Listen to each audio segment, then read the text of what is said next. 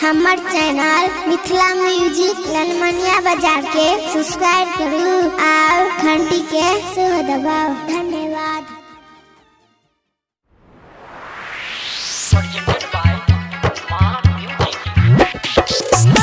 mobile centre number बाजार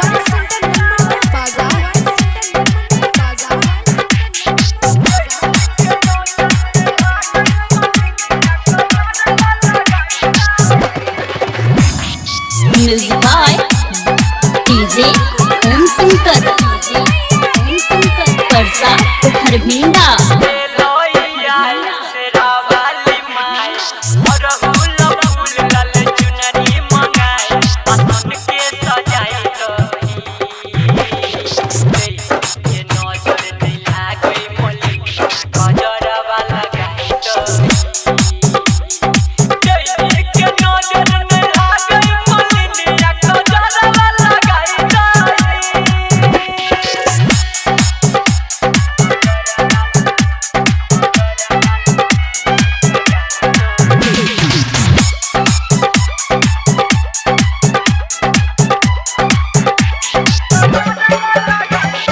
DJ ओम Shankar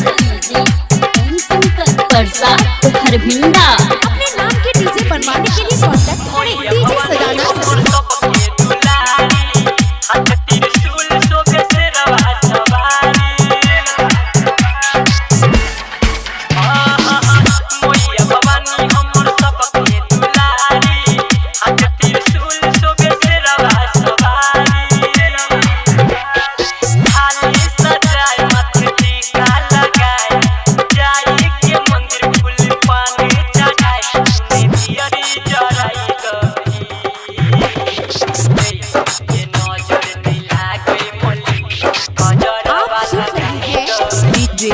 DJ सदाना DJ ओम Shankar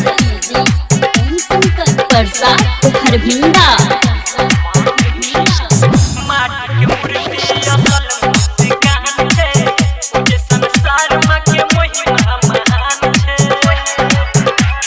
DJ सदाना